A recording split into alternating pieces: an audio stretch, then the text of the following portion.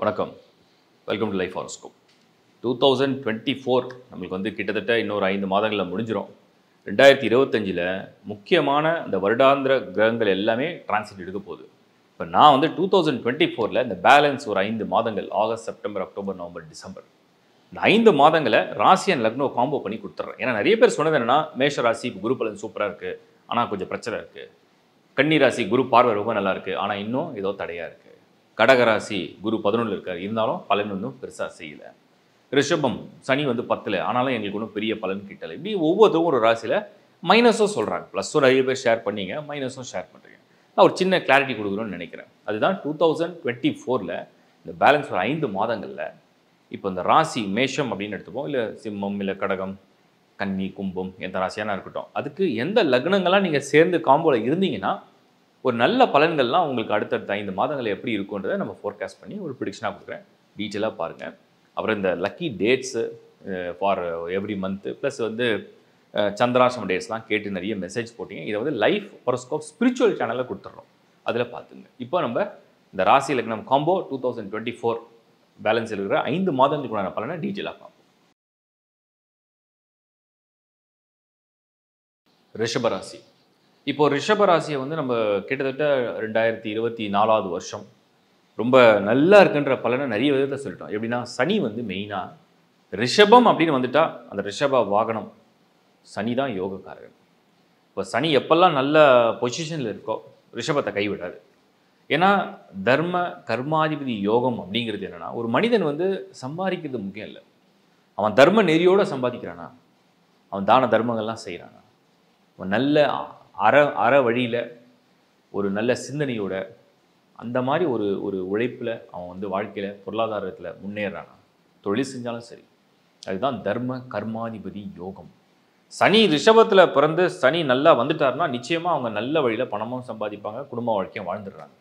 இது ஒரு மிகப்பெரிய யோகம், அதுதான் தர்ம நெறி அப்படின்னு சொல்கிறது. சரி, இப்போ இந்த சனி நல்லா இருக்காரு. அப்போ சில பேர் உடனே மெசேஜாக வருது, ரிஷபம் போராடுறோம், கஷ்டப்படுறோம், தாங்க முடியல, வேலையே இல்லை, கடன் கடன் கடன். ரிஷபத்தில் ஒரு விஷயம் நான் இன்றைக்கி ஷேர் பண்ணுறேன், நீங்கள் புரிஞ்சுப்பீங்கன்னு நினைக்கிறேன். சுக்கிரன் வந்து அந்த ராசிக்கு அதிபதி, அவர் தான் முதல் பாவத்துக்கு அதிபதி ரிஷபம். நீங்கள் ரிஷப லக்னம் பிறந்திருந்தாலும் சரி, இப்போ சுக்கிரன் வந்து உங்களுக்கு ஃபஸ்ட் ஹவுஸ் லார்டாக இருந்தாலும் அவரே 6ஆம் இடத்துக்கும் அதிபதி, 6th ஹவுஸ் லார்டு. அவர் தான் உங்கள் அறிவு, அவர் தான் உங்கள் ஆற்றல், அவர் தான் உங்கள் பலம், அவர் தான் உங்கள் புத்தி, அவர் தான் உங்களுடைய ஆற்றல் எல்லாமே. அதாவது அவர் தான் பெஸ்ட்டுன்னு வச்சிங்களேன். ஆனால் அவரே 6th ஹவுஸ் லார்ட்னா அவரே தனக்குத்தானே எதிரிகள் சில பேர் சொல்லுவாங்க தெரியுமா, இவனுக்கு எதிரி யாரும் கிடையாது, அவனே தான் அவனுக்கு எதிரி, அவனே அவனுக்கு வந்து ஒரு எதிர்ப்பு தெரிவிக்கிறான், அவனே அவனுக்கு குழப்பம் பண்ணிக்கிறான், தன்னைத்தானே வந்து வருத்திக்கிறான். அதுதான் அந்த சுக்கிரன். ஸோ அப்போது ரிஷபத்தில் பிறக்கிறவங்க என்ன உணரணும் அப்படின்னா, ஒரு விஷயம் வந்து லைஃப்பில் வந்து நடக்கும் போது அதை புரிந்து கொண்டு அதுக்கேற்றது மாதிரி அந்த செயல்களை ஏற்றுக்கொள்ளும் போது பிரச்சனைகள் ஒன்று வராது. அவங்களா போட்டு நிறைய விஷயத்தை யோசித்து குழப்பி அப்படி இப்படி செய்ய வேண்டான்றது என்னுடைய கருத்து.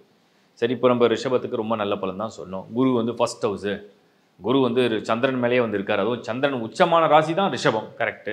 இப்போ மனசில் உள்ள ஆசையெல்லாம் குரு நிறைவேற்றணும் இல்லையா, குரு தான் வந்திருக்காரே. இப்போ குரு எப்பவுமே இருக்கிற இடத்தை விட பார்க்குற இடத்துக்கு பலம் அதிகம். இருந்தாலும் இருக்கிற இடம் வந்து அது சுக்கிரனுடைய வீடாக இருக்கிறதுனால பெரிய கெடுதலை செய்ய மாட்டார். அதை விட சந்திரன் கூடயே இருக்கார் இல்லையா சந்திரன் மேலே, அதனால் அதுவும் கெடுதலை, கரெக்டு தான். இருந்தாலும் ஏன் பலன் நடக்கலைன்னு நிறைய பேர் கேள்வி. நான் சொல்கிறேன், நீங்கள் வேணால் செக் பண்ணி பாருங்கள். நீங்கள் ரிஷபராசியாக பிறந்து உங்கள் லக்னம் என்னைக்காவது எடுத்து பார்த்தீங்களா? எந்த லக்னத்தை சேர்ந்துருக்கீங்க நீங்கள் வந்து செக் பண்ணி பார்த்தீங்களா? சப்போஸ் இப்போ உள்ள கால சூழ்நிலை நான் சொல்கிற அடுத்த ஒரு 5 மாதங்கள் ஆகஸ்ட் டு டிசம்பர் 2024 நீங்கள் ரிஷபராசியாக இருக்கலாம். பட் உங்கள் லக்னம் அது மேஷமாக இருக்கா? அப்போ தென் ஓகே, மேஷம் லக்னத்தில் பிறந்து ரிஷபராசியில் பிறந்தீங்கன்னா டைம் ஃபேவராக தான் இருக்குது, நடப்பது நடக்கும், நன்மையாகவே நடக்கும். ரிஷப ராசியில் பிறந்து ரிஷப லக்னமோ இல்லை மிதுன லக்னமோ பிறந்திருந்தாலும் இப்போ நேரம் பரவாயில்ல. முதல் 3 மேஷம், ரிஷபம், மிதுனம், முதல் 3. அப்போது உங்களுக்கு சுக்கிரன் ராசி, செவ்வாயுடைய லக்னம், சுக்கிரனுடைய லக்னம், புதனுடைய லக்னம், இந்த காம்போ கை கொடுத்துரும். சில பேருக்கு நடக்கலை போராடுறோம், கஷ்டப்படுறோம், கடனாக இருக்குது, சரியாக படிக்க முடியல, ஃபேமிலி லைஃப்பில் ரொம்ப பிரச்சனை இருக்குது எல்லாம் சொல்கிறவங்களாம் ஹையஸ்ட்டாக பார்த்தீங்கன்னா ராகு தசையை சந்திக்கிறாங்க. அப்போ ராகு தசை நடக்குதான்றது நீங்கள் வெரிஃபை பண்ணணும். அடுத்தது நீங்கள் செக் பண்ண வேண்டியது, உங்களுக்கு அந்த சுய ஜாதகமில் ஏதாவது தோஷங்கள் இருக்கா, சர்ப்ப தோஷம், ராகு கேது இருக்கா, இல்லை சனியே வந்து சரியாக இல்லையா. ஏன்னா ரிஷபத்தில் பிறந்து சனி போய் 8th ஹவுஸில் வரக்கூடாது. நீச்சம் முடிஞ்சு 12th ஹவுஸில் வரக்கூடாது ரிஷப லக்னமாக இருந்ததுன்னா. ஸோ அதை நீங்கள் வெரிஃபை பண்ணிக்கணும். அடுத்தது நம்ம பார்க்குறது என்னென்னா கடகம் சிம்மம் அப்படிங்கிற லக்னத்தில் ஒரு வேளை பிறந்திருந்தால், கடகம் சிம்மம் இல்லை கும்பம் மீனம், கடகம் சிம்மம் கும்பம் மீனம் இந்த 4 லக்னங்களில் பிறந்து ரிஷபராசியில் பிறந்திருந்தா கடகத்துக்காவது பரவாயில்ல, போராடியாவது சில விஷயம் நடந்துடும்.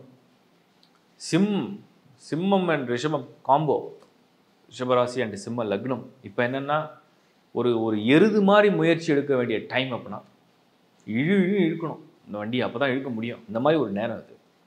கும்ப மீனம் சொல்லவே வேணாம். கும்ப லக்னம் மீன லக்னத்தில் பிறந்து ரிஷபராசியில் பிறந்தீங்கன்னா ஆசை எவ்வளோ பெருசாக இருக்கும்.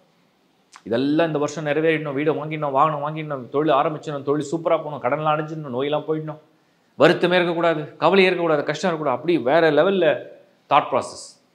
பட் ரிசல்ட்டை பார்த்தோம்னா இதோ இப்போ நடந்துடும், இதோ நாளைக்கு நடந்துடும், இதோ 2 நாளில் நடந்துடும், இந்த 2 மாதத்தில் முடிஞ்சிடும், அப்படி இழுக்கும். ஸோ அந்த 4 லக்னங்களை மனசில் வச்சுக்கோங்க. மீதமுள்ளதுன்னா இப்போ ரிஷபராசி, இப்போ ஒருவேளை கன்னி லக்னம், துலாம், விருச்சிக லக்னம், தனுசு லக்னம், இல்லைனா மகர லக்னம், இதெல்லாம் வந்து ஓரளவுக்கு ஆவரேஜ். அப்படின்னா ரிஷபராசியில் பிறந்து இந்த லக்னங்களை பிறந்திருந்தால் பலன்கள் தரும். ஆனால் சுற்றி வளைச்சி அலைஞ்சி திரிஞ்சு போராடி ஏதோ ஒரு 2-3 தடவை முயற்சி பண்ணி கடவுளே இப்போ எப்படா கிடைக்கும் அப்படிங்கிற மாதிரி கேட்டு அப்புறமா அந்த பலனை கொடுக்கும். ஸோ இந்த புரிதலுக்காக தான் நான் இதை கம்பைன் பண்ணி சொல்கிறேன். அடுத்த 5 மாதங்கள் இந்த மனசில் வச்சுங்க, ஓரளவு ஒரு மனசில் வச்சுங்க ஐடியாவுக்கு. அதில் குறிப்பாக என்னென்னா நான் சொன்ன மாதிரி தசாபுக்தி எப்படி வெரிஃபை பண்ணுவீங்க, எப்படி செக் பண்ணுவீங்க? இந்த தசாபுக்தியை வந்து நீங்கள் வந்து உங்கள் சுய ஜாதகத்தை எடுத்தால் தான் தெரியும். இது டீட்டெயிலாக ஒவ்வொரு மாதமும் நான் சொல்லிட்டு தான் இருக்கேன். lifehoroscope.in வெப்சைட்டில் கிளியராக உங்கள் ஹாரோஸ்கோப் மூலம் அப்ளை பண்ணி, இல்லாதவங்க ஹாரோஸ்கோப் இருக்குன்னா பிரச்சனை இல்லை, டீட்டெயில் ஹாரோஸ்கோப் வச்சுருக்கீங்கன்னா நோ ப்ராப்ளம். இல்லை அப்படின்னா முதல்ல எடுத்து என்ன தசாபுக்தி நடக்குது, அது அந்த அந்த லக்னத்துக்கு ஃபேவராக இருக்கா இன்றைக்காவது நீங்கள் செக் பண்ணியிருக்கீங்களா? எந்த டைமில் அது சேஞ்ச் ஆகுது, எந்த வயசில் அந்த பிரேக் வருது? ஸோ லக்னம்லேருந்து 1, 4, 7, 10, 1, 5, 9, 1, 4, 7, 10னா கேந்திரம் ஸ்கொயர், 1, 4, 7, 10 ஒரு ஸ்கொயர். 1, 5, 9னா 1, 5, 9. ஸோ 1, 5, 9னா கோணம், ட்ரியாங்கிள், ஒரு ட்ரியாங்கிள்.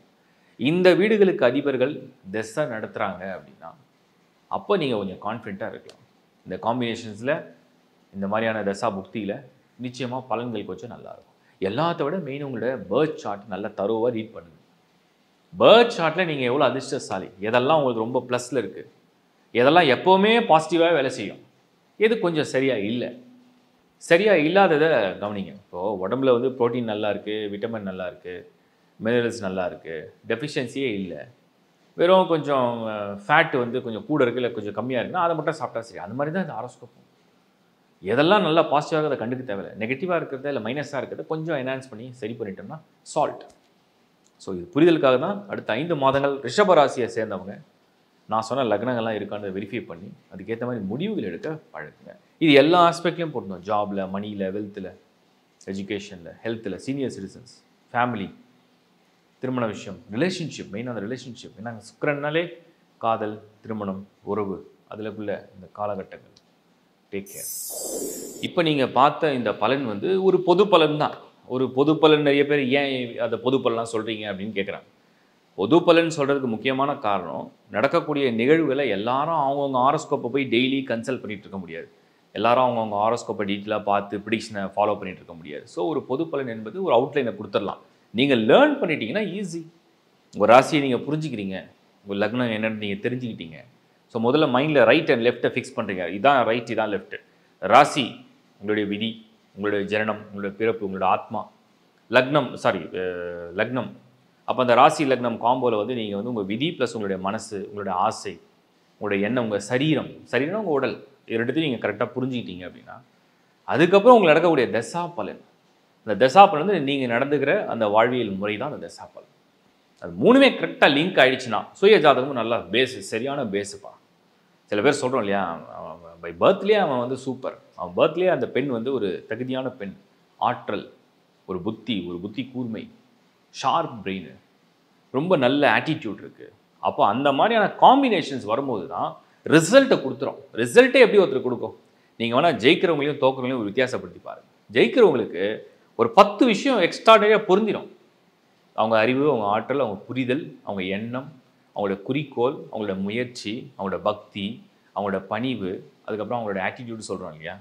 ஸோ அவங்க அதுக்கப்புறம் அதை எப்படி எடுத்துகிட்டு முன்னாடி போகிறாங்க, அந்த அந்த தடங்களை எப்படி உடைக்கிறாங்க, அதை மைண்டில் எப்படி அவங்க ஸ்ட்ராங்காக ஃபிக்ஸ் பண்ணுறாங்க, எப்படி அதை பாசிட்டிவாக திங்க் பண்ணுறாங்க, இதுதான் பேஸ் பண்ணி வெற்றியாளர் வந்துடுறாங்க. அப்போ தோல்வி ஒரு மாதிரி தோண்டு போகிறவங்களாம் பார்த்தீங்கன்னா ஃபெட்டப் ஆகுறது, வெக்ஸ் ஆகிறது, நெகட்டிவாக திங்க் பண்ணுறது, முடியாதுன்னு நினைக்கிறது. ஸோ அஸ்ட்ராலஜிக்கும் இதுக்கும் சம்மந்தம் இருக்கான சம்மந்தம் இருக்குது.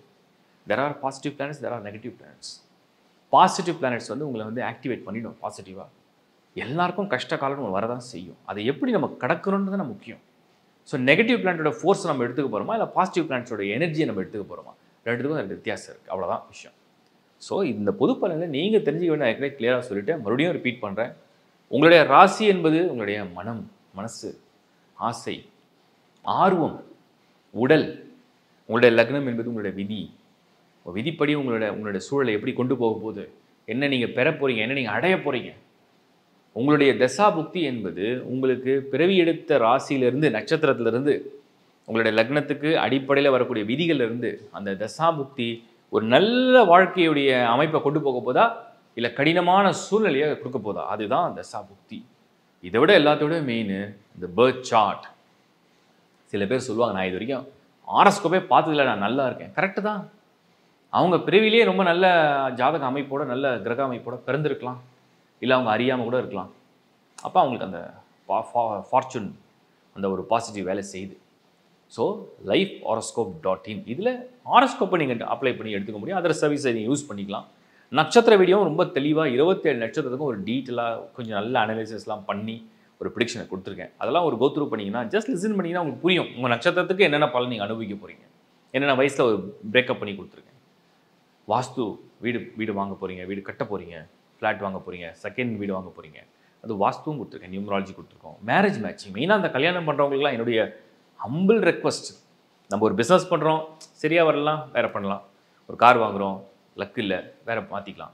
ஒரு வீடு போகிறோம், சரியாக பிடிக்கல, இல்லை சரியாலாம் விற்றுட்டு வேறு வாங்கலாம், இல்லை வாடகை வீடாக தான் வாடகை வீடை மாற்றிக்கலாம். பட் இந்த கல்யாணம் அப்படிங்கிறதும் நீ உடனே சொல்வீங்க, கல்யாணம் கூட சரி வரலாம், அடுத்து மாற்றி பண்ணிக்கலாம். கரெக்டு தான். பட் ரிலேஷன்ஷிப்னு வரும்போதே உங்களுக்கு வந்து எமோஷ்னலாக ரொம்ப க்ளோஸாக கனெக்ட் ஆகிடுவீங்க.